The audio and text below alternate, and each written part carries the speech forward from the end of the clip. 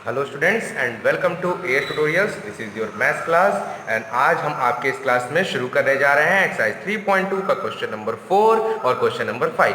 तो पहले हम क्वेश्चन नंबर 4 करेंगे और जैसे ही हमारा 4 कंप्लीट हो जाएगा हम आपको क्वेश्चन नंबर 5 भी सॉल्व करके दिखाएंगे। ठीक है, तो क्वेश्चन नंबर 4 आइए मेरे साथ ऊपर से लेके नीचे तक पढ़ लेते हैं और देखते हैं कि क्वेश्चन नंबर 4 में हमें क्या करना है। तो क्वेश्चन नंबर 4 बोल रहा है कि ड्रॉ, हमें सिर्फ इसमें एक ड्रॉ करना है, मतलब एक हमें क्वाड्रिलेटरल को ड्रॉ करना है, कुछ फाइंड नहीं करना है, कुछ भी फाइंड करके वैल्यू नहीं बतानी है, हमें सिर्फ और सिर्फ एक ड्राइंग बनानी है। किसकी ड्राइंग बनानी है? A rough figure. लो भाई, ड्रॉ भी करना है, वो भी रफ फिगर, मतलब स्केल पेंसिल का भी कोई झोल नहीं है, सिर्फ रनिंग हैंड से ही ड्रॉ करना है हमें। तो हमें क्या करना है? Draw a rough figure of a quadrilateral, एक क्वाड्रिलेटरल ड्रॉ करना है। लेकिन वो क्वाड्रिलेटरल कैसा होना चाहिए? तो that is not a parallelogram. देखो भाई, उसने बोल दिया पैरेललोग्राम नहीं होना चाहिए, मतलब पैरेललोग्राम हमें नहीं बनाना है, उसके अलावा हम कोई भी क्वाड्रिलेटरल ड्रॉ कर सकते हैं। But exactly has two opposite angles of equal measure. ये देखो, ये मेन आ गया लाइन, ये लाइन मेन है। कह रहा है कि उसके जो दो अपोजिट एंगल होंगे ना वो इक्वल होने चाहिए। तो अगर आपको याद होगा तो हमने पढ़ा था कि पैरेललोग्राम एक ऐसा शेप होता है जिसमें अपोजिट जो एंगल्स होते हैं वो इक्वल होते हैं, है ना। हमने पढ़ा था कि पैरेललोग्राम में अपोजिट एंगल्स आर इक्वल। लेकिन इस क्वेश्चन में उसने साफ साफ बोल दिया कि आपको पैरेललोग्राम नहीं बनाना है, इसके अलावा कोई और एक क्वाड्रिलेटरल बनाना है जिसमें ये दो एंगल्स इक्वल हो। तो याद होगा आपको, तो ये एक्सरसाइज स्टार्ट करने से पहले मैंने आपको तीन क्वाड्रिलेटरल के बारे में बताया था। एक था ट्रेपीजियम, एक था पैरेललोग्राम और तीसरा शेप जो मैंने बताया था, जो आप लोग उड़ाते भी हो, बहुत सारे लोग, आप लोग इसको बोलते हैं हम काइट, है ना। ये भी तो एक पैरेललोग्राम है, काइट। देखो 1 2 3 4 चार साइड हैं। अब काइट की खासियत क्या होती है? तो काइट की खासियत होती है कि उसके अपोजिट साइड्स जो होते हैं वो इक्वल होते हैं। ये होती है काइट की खासियत। देखो, जो मार्क लाइन है ना वो इक्वल है। ये मार्क है सिंगल, ये मार्क है सिंगल, मतलब ये दोनों लाइन इक्वल है। फिर ये मार्क है डबल, ये मार्क है डबल, मतलब ये दोनों लाइन इक्वल है। लेकिन यार ये तो बात हमने कर ली लाइन की, साइड की। हमसे क्वेश्चन में तो साइड थोड़ी पूछा है, हमसे क्वेश्चन में पूछा है two opposite angles of equal measure. हमसे बोला है जो एंगल है ना वो भी इक्वल होने चाहिए, लेकिन एंगल कौन से? Opposite angle. तो अगर आप देखोगे तो इसका अपोजिट होता है ये और इसका अपोजिट होता है ये। और काइट की एक खासियत है कि काइट में अपोजिट एंगल्स इक्वल होते हैं, मतलब ये इक्वल होगा इसके और ये इक्वल होगा इसके। आपको कुछ करना ही नहीं है, सिर्फ इसको ऐसे ही काइट उसको बना के दिखा देना है, कुछ नहीं लिखना है। हम लिखेंगे yes kite is a quadrilateral. Kite हमारा एक क्वाड्रिलेटरल है जो क्वेश्चन ने बोला है, विच is not a parallelogram. Question ने ये भी बोला है कि पैरेललोग्राम नहीं होना चाहिए, तो भाई हम भी ये भी लिख लिए which is not a parallelogram and it has two opposite. जो भी क्वेश्चन में लिखा है सेम वैसे का वैसे लिखना है, कुछ भी हमें फाइंड नहीं करना है, कोई वैल्यू नहीं फाइंड करनी है। तो क्वेश्चन में लिखा था it exactly has two opposite angles, हम लिख देंगे it has two opposite angles. और एंगल कैसे होने चाहिए? Angles of equal measure. खत्म हो गया क्वेश्चन, पता है, बस इतना ही करना था हमें, सिर्फ एक रफ फिगर ड्रॉ करना था। रफ बोला इसीलिए हम पेंसिल और स्केल का भी यूज नहीं किया, हमने सिर्फ रनिंग हैंड से ही बना दिया और हमने बता दिया ये शेप कौन सी शेप है, काइट, और काइट में अपोजिट एंगल्स भी इक्वल होते हैं। तो ये है आपका क्वेश्चन नंबर 4। अब हम बढ़ते हैं क्वेश्चन नंबर 5 की तरफ। ठीक है, तो आइए पढ़ते हैं हम क्वेश्चन नंबर 5 और देखते हैं कि हमें इस क्वेश्चन में क्या करना है और क्या फाइंड करना है। ठीक है, तो आओ पूरा ऊपर से लेके नीचे तक क्वेश्चन को पढ़ते हैं और समझते हैं कि इस क्वेश्चन में हमें क्या करना है। तो क्वेश्चन ने लिखा है the measures of to adjacent angles of a parallelogram. बहुत सारी बातें बोल दी उसने। उसने बोल दिया कि मेजर भी है, किसका मेजरमेंट दिया है? तो to adjacent angles of a parallelogram. मतलब देखो, कभी भी अगर ऐसा क्वेश्चन आए ना ज्योमेट्री में, हमेशा आप एक रफ फिगर खुद से ही साइड में ड्रॉ कर लिया करो, उससे आपको बहुत हेल्प मिलेगी। क्वेश्चन ने बोल दिया कि ए बी सी डी, ये A B C D question नहीं दिया, ए बी सी डी मैंने खुद से नाम दिया है। क्वेश्चन ने बोला है एक पैरेललोग्राम है, हमने A B C D parallelogram बना लिया।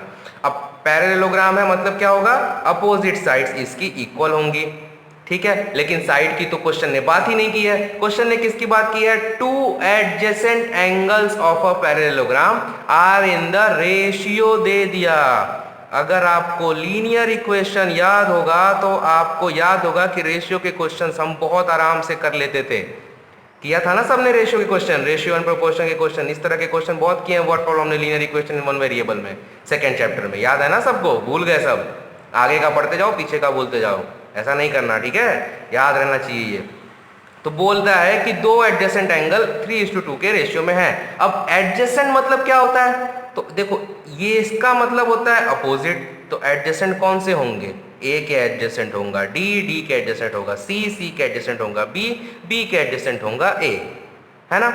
अब उसने बोला कोई भी पेयर, अब इसने ये नहीं बताया कि ए ही डी है, आप कुछ भी ले सकते हो, ये मैंने आपको सिर्फ समझाने के लिए ड्रॉ किया है। क्वेश्चन ने आपसे ड्रॉ करने को नहीं बोला है। अगर ड्रॉ करने को बोलता, देखो इस क्वेश्चन में साफ साफ उसने बोला है ड्रॉ करो, लेकिन यहाँ पे आपसे ड्रॉ करने को नहीं बोला, ये मैंने आपको समझाने के लिए बोला है। आपको ये समझना चाहिए कि एडजेसेंट एंगल मतलब क्या। तो एडजेसेंट एंगल मतलब होता है बगल वाला एंगल, बाजू वाला एंगल। तो ए के बाजू हम ये दो ले लेते हैं, और इसका रेशियो गिवन है 3:2, 3:2 के रेशियो में ये बटा हुआ है। हमें क्या फाइंड करना है, हमें फाइंड करना है find the measure of each of the angle of the parallelogram.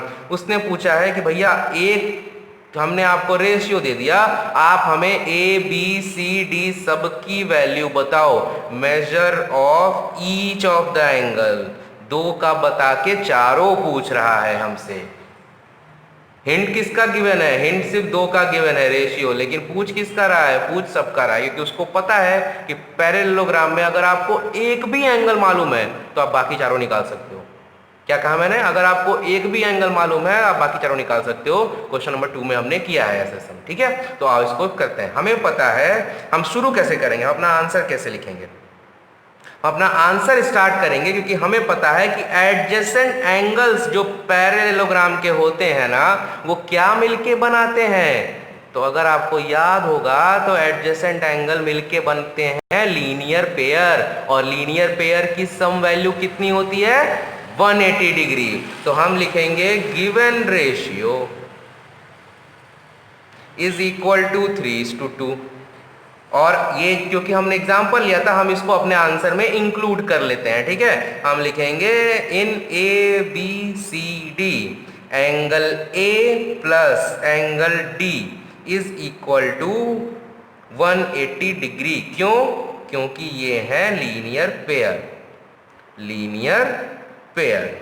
अच्छा, अब रेशियो गिवन है, तो रेशियो वाले क्वेश्चन में हम रेशियो के बाद एक और चीज करते थे जो मैंने इस क्वेश्चन में भूल गया। मैं, आप बताओ मुझे क्या मैंने यहाँ पे क्या मिसिंग है, मैं कौन सा एक स्टेप भूला हूँ, किसी को याद है? कमेंट सेक्शन में लिख के बताना मैं कौन सा स्टेप यहाँ पे भूला था, ठीक है, फिर मैं पता चलूंगा मुझको। मैं यहाँ पे भूला था, आप लोग सब लोग कमेंट में लिख के बताओ मेरे को मैं यहाँ पे क्या भूला।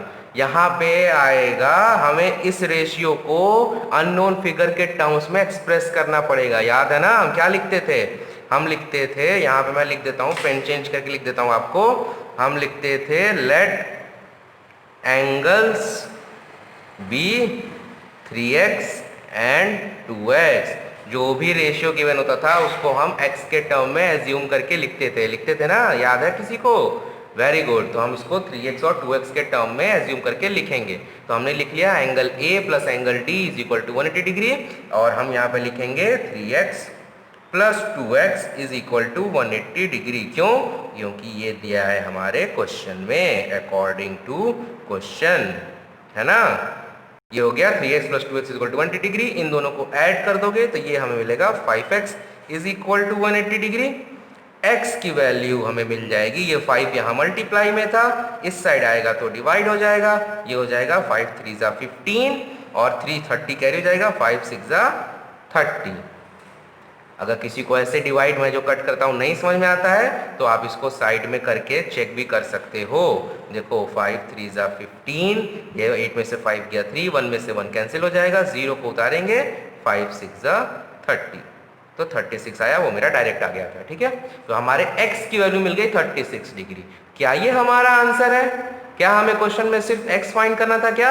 नहीं, हमें क्वेश्चन में हर एक एंगल फाइंड करना है, और एंगल्स जो हमने दो हमें पता है उनको हमने 3x और 2x फाइंड किया है। तो हमने एक ही जगह पे लिखा है 3x, तो हम यहाँ पे लिख लेते हैं angle A is equal to 3x is equal to 3 into 36, और ये जब मल्टीप्लाई करेंगे तो आएगा 3 6 ज़ा 18 को 8 कैरी हुआ 1, 3 3 ज़ा 9 1 10, 108 डिग्री।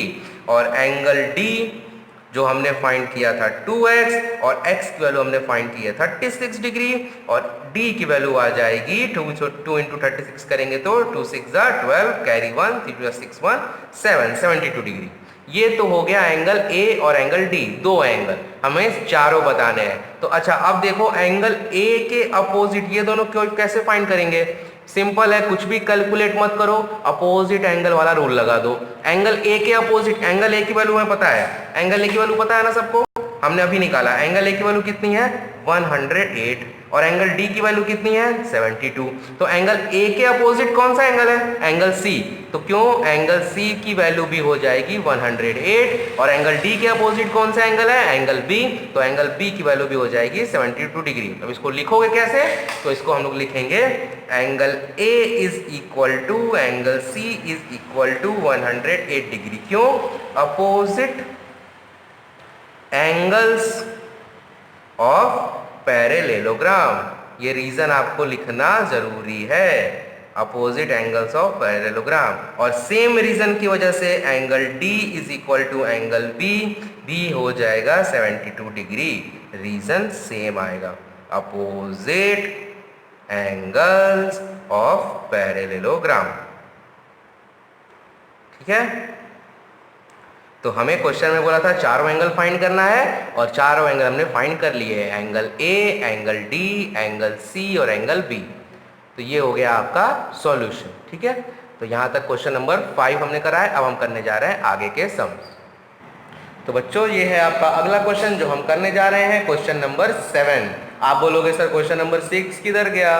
तो क्वेश्चन नंबर 6 के जैसा ही कुछ हमने किया था क्वेश्चन नंबर 3 के किसी तो एक पार्ट में। क्वेश्चन नंबर 3 में 3 पार्ट थे, 1 2 3, उसमें किसी एक पार्ट में जो हमने कैलकुलेशंस की थी वो ditto same calculations question number 6 में यूज होंगी। तो आप क्वेश्चन नंबर 6 को पढ़ेंगे, फिर आप क्वेश्चन नंबर 3 को देखेंगे, और आप ट्राई करेंगे कि क्वेश्चन नंबर 6 कैसे हो सकता है। मुझे पक्का यकीन है कि आप सब लोग क्वेश्चन नंबर 6 खुद से कर लेंगे। तो हम करने जा रहे हैं आपका क्वेश्चन नंबर 7, और देखो 7 में क्या लिखा है। तो 7 में क्वेश्चन में ऊपर से लेके नीचे तक पढ़ते हैं और फाइंड करते हैं कि हमें क्या फाइंड करना है। ठीक है, देखो लिखा है द एडजेसेंट फिगर। ये जो फिगर है, अब बुक में आपके एडजेसेंट था, मेरे पास एडजेसेंट नहीं जगह थी इसलिए मैंने नीचे बना दिया है। एडजेसेंट का मतलब होता है बगल में, लेकिन मैंने यहाँ पे साइड में नीचे आपके बना ड्रॉ किया है।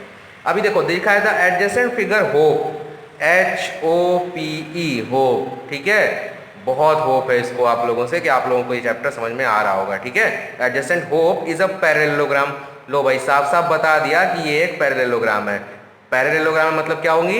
इसके अपोजिट साइड्स इक्वल होंगे, अपोजिट एंगल्स इक्वल होंगे, और दो एंगल्स का सम एडजेसेंट एंगल्स लीनियर पेयर होते हैं। यही तो होता है ना पैरेललोग्राम, यही आपको बता दिया है। और क्या बोला है? तो उसने बोला है फाइंड द एंगल XYZ। अब इसमें 3 आपको वैल्यूज अननोन दे दी हैं इसने, और हमें वही 3 अननोन वैल्यूज को फाइंड करना है। इस तरह का क्वेश्चन हमने क्वेश्चन नंबर 2 में किया हुआ है, लेकिन फिर भी मैं आपको बता देता हूं क्योंकि ये थोड़ा सा अलग क्वेश्चन है। ठीक है, आओ पहले इस डायग्राम को समझते हैं। जब भी डायग्राम वाला क्वेश्चन आए ना, तो आप समझ जाना कि आपको सारी इंफॉर्मेशन डायग्राम से मिल जाएगी। एक एक्सटीरियर एंगल दिया है 70 डिग्री, है ना, तो उसकी हेल्प से हम ये एंगल फाइंड कर सकते हैं। अब ये एंगल हम क्यों फाइंड करेंगे? क्योंकि अगर हमने ये एंगल फाइंड कर लिया तो ये एंगल किसके बराबर होगा? बोलो, ये एंगल किसके बराबर होगा? ये एंगल बराबर होगा, जल्दी बताओ। इस वीडियो को पॉज करके अभी कमेंट सेक्शन में लिखो आंसर इसका कि ये एंगल किसके बराबर होगा। ये एंगल बराबर होगा, जल्दी बताओ, मैं आंसर बोलने जा रहा हूँ, पॉज करो, लिखो, फिर वापस आके प्ले करो। ठीक है, तो ये एंगल बराबर होगा एंगल एक्स के। क्यों? क्योंकि एंगल ओ अपोजिट आएगा एंगल ई के, और पैरेललोग्राम में अपोजिट एंगल्स इक्वल होते हैं, तो इसकी वैल्यू हमें मिल जाएगी एक्स के लिए। ठीक है, तो पहले जो हमने डिस्कस किया है और इसको लिख के हम एक्स को फाइंड कर लेते हैं। तो हम लिखेंगे अपना आंसर में, हम लिखेंगे एट ओ। ओ पॉइंट पर क्या हो रहा है, तो ओ पॉइंट पर इसको नाम दे देते हैं हम ए। ठीक है, हम नाम दे देते हैं ए, तो ओ पॉइंट पे क्या हुआ, A plus 70 degree is equal to 180 degree. A और 70 डिग्री को जब ऐड करेंगे तो हमें 180 डिग्री मिलेगा। क्यों? क्योंकि ये दोनों मिलके बनाते हैं स्ट्रेट लाइन, या इसको बोलते हैं स्ट्रेट एंगल। ठीक है, तो इसकी मदद से हमें एंगल ए मिल जाएगा। तो एंगल ए फाइंड कर लेते हैं। हमें चाहिए सिर्फ ए, तो हम ए को रखेंगे, 70 को हमें नहीं चाहिए, 70 को हम इक्वल टू के दूसरे साइड भेज देंगे। 180 वहां पहले से था, वो पहले रहेगा, 70 प्लस का था, इधर आके हो जाएगा निगेटिव का 70 डिग्री, और हमें ए की वैल्यू मिल जाएगी 110 डिग्री। और हमने ए क्यों फाइंड किया, हमारे पास ऑलरेडी पहले ही से 3 अननोन फिगर थी, हमने एक और अननोन फिगर बढ़ा ली, लेकिन ये अननोन फिगर इसलिए बढ़ाई क्योंकि इसकी मदद से हमें एक्स मिल जाएगा। और हम लिखेंगे A is equal to x is equal to 110 degree. क्यों? क्योंकि they are opposite angles of a parallelogram.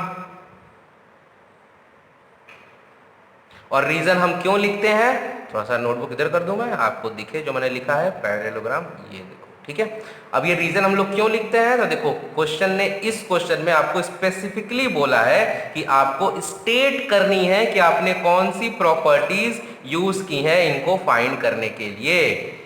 क्या लिखा है, state the properties you use to find them.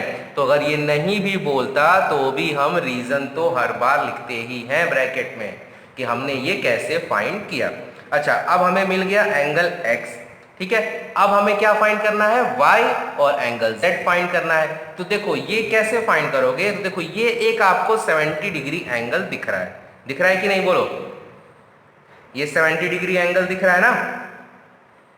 तो अगर ये 70 डिग्री है तो इसका मतलब ये आपका पूरा का पूरा कितना होगा,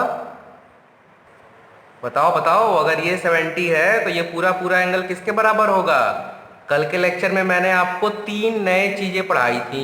एक पढ़ाया था एडजेसेंट एंगल, कि अगर 2 पैरेलल लाइंस होती हैं तो एक इस साइड वाला और एक उसके अपोजिट साइड के नीचे वाला एंगल बराबर होता है। क्यों? Alternate angle. एक और चीज क्या पढ़ाई थी, कि ये वाला एंगल बराबर होगा अपने अपोजिट साइड वाले कॉमन पॉइंट वाले एंगल के। क्यों? अपोजिट एंगल बोलते हैं इसको, जैसे इसके बराबर होगा। और एक और चीज मैंने बताई थी कल के लेक्चर में, कि अगर 2 पैरेलल लाइन है और एक ट्रांसवर्सल उनको कट कर रही है तो ये वाला एंगल इस एंगल के बराबर होगा, और इसको हम लोग बोलते हैं करेस्पॉन्डिंग एंगल। तो अगर आप ध्यान से देखोगे तो ये एक पैरेलल लाइन है HE और ये एक पैरेलल लाइन है OP। मैं यहाँ पे लिख देता हूँ, देखो ये हमारी हो गई HE, ये हमारी हो गई OP। ठीक है, HO ने इसको यहां से कट कर दिया, ये हमारा है H, ये हमारा है P, ये सॉरी O है हमारा, और ये है हमारा P, ये है HE। तो देखो HE और OP ये 2 लाइन थी हमारी, और HO ने इसको यहां से कट कर दिया ट्रांसवर्सल।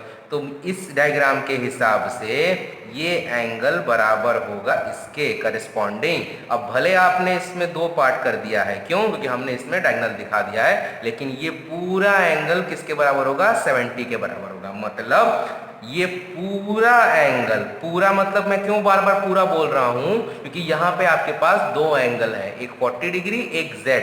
जब 2 एंगल हैं तो ये दोनों का सम मिला के 70 डिग्री होगा, और हमें क्या चाहिए, Z। तो हम इसकी मदद से हम फाइंड कर सकते हैं। तो हम लिखेंगे angle Z plus 40 degree is equal to 70 degree. क्यों?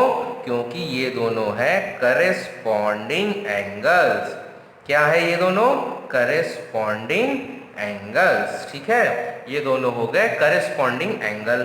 अब करस्पॉन्डिंग एंगल अगर है ये दोनों, तो इसमें से हमें z चाहिए, 40 नहीं चाहिए, 40 को हम इधर भेज देते हैं, z की वैल्यू मिल जाएगी 70 माइनस 40, z की वैल्यू आ गई 30 डिग्री।